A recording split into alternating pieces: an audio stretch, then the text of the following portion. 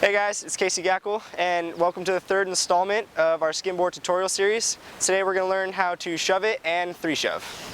One of the most fun and commonly executed skimboard tricks is the shove it. And once you learn that, it'll be a great starting point for learning other tricks. In order to do a backside shove it, you need to throw and jump on your board with a lot of speed, keeping your knees bent, and you're going to be using your back foot to kick the board from under you, and you're going to jump, allowing the board to rotate beneath you.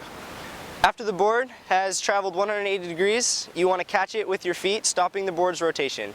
And if you want, you could start on the carpet, practicing your foot placement before you take it to the water.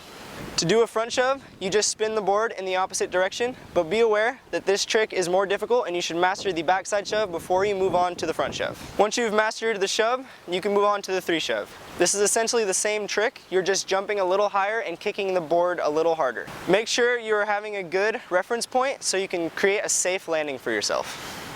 Once you've gotten comfortable doing the shove and 3-shove, you can move on to the pop shove it. In order to do this, you need to put your foot as far back on the board as possible, and you want to physically scoop the board out of the water. Popping your board is not going to be easy your first time. You want to make sure that you've practiced it multiple times. And you also want to make sure that you have deep water that you're doing it in.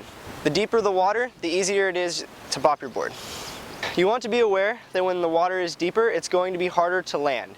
You want to be sure that when you're doing a pop shove that you're bending your knees a lot more than you usually would. Make sure that you're getting back on the board before it hits the water. You want to stomp the board on the ground besides having the board hit the ground before you do.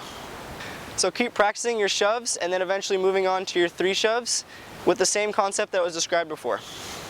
We hope you enjoyed this installment of the trick tip tutorials. If you have any questions, you can leave them in the comment section, and if you'd like to get a board, you can check them out on dbskimboards.com.